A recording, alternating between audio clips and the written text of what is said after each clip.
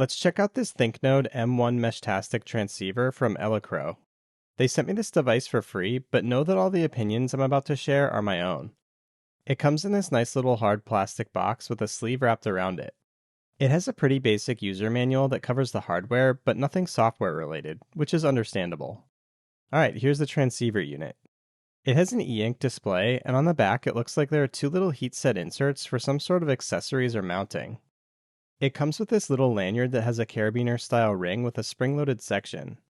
On top is the power and backlight knob and an RP SMA female connector. In the box you also get a USB-A to USB-C cable. It comes with a stubby antenna for either 915 MHz or 868 MHz, depending on which one you order based on your region. Note that the antenna uses an RP SMA male connector. Here's the RP SMA female connector on the transceiver again. If you swap out the antenna, you just need to be careful to use the right connector, otherwise you could break something. The OEM antenna comes with a gasket that fits in a small channel on the antenna housing. The gasket gets squished between the antenna and the body of the transceiver. The M1 uses an e-ink display, which is great for power efficiency since it only needs power when actively redrawing the screen. The knob at the top controls power to the device, and if you keep twisting it, eventually it turns on the backlight and controls the brightness. My camera picks up the backlight a little oddly, just know that it's much clearer in person. It's also got this little status LED on the bottom. On the side there's two buttons that are used to navigate the Meshtastic UI on the screen, and then there's a slider switch to enable or disable the GPS radio. On the bottom it's got a USB-C port for charging and wired communication. Overall the device is about 4.5 inches tall from the base to the tip of the antenna. It's about 2 inches wide and 1 inch thick. The antenna on its own is about 2 inches long. Overall, it's a great size, and it's a very pocketable device. Like most things, I couldn't resist taking it apart to see what it looks like on the inside. The screws that join the two halves of the case bite into plastic internal mounting posts. Then with a little help, the case pops apart.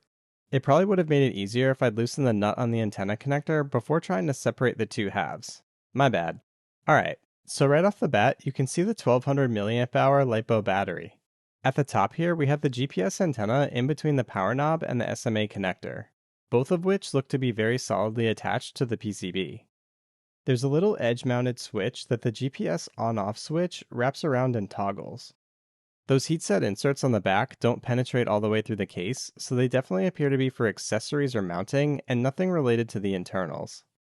Let's see if we can actually pull the board out of here. Okay, there we go. Awesome, this screen is super cool. Oh, and check that out. It looks like there's a little buzzer down at the bottom of the board. I also like that we get some labels on the PCB's silkscreen.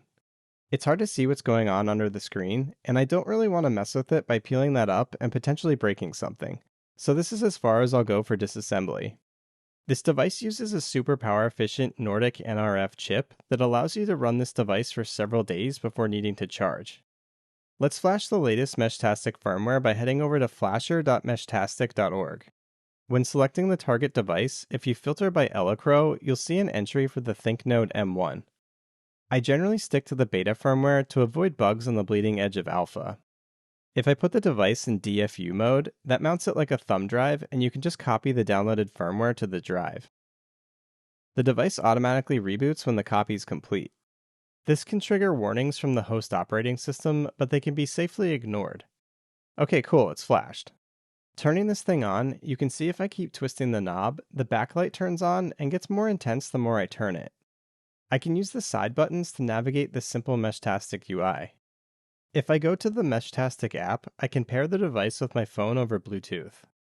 The screen on the M1 will display the Bluetooth pairing code that should be entered on the phone. Nice, it's connected now. I tested this device inside and outside for about 2 weeks. I'm generally not a fan of stubby antennas, but I really like the short and stout design of this one. It feels more durable than other stubbies that I've tried.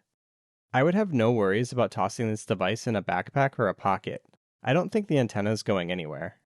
I love the overall size, and the injection molded case is a nice change from 3D printed cases. As with all stubby antennas, the range isn't going to win any awards, but I didn't have any trouble reaching the other nodes around me. I think it's a totally reasonable compromise to accommodate this device's form factor.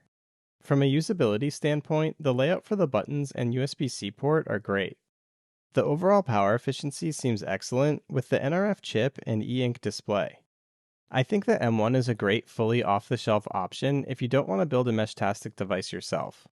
I'll put a link in the description below if you want to check this device out. Thanks for watching, and I'll catch you in the next one.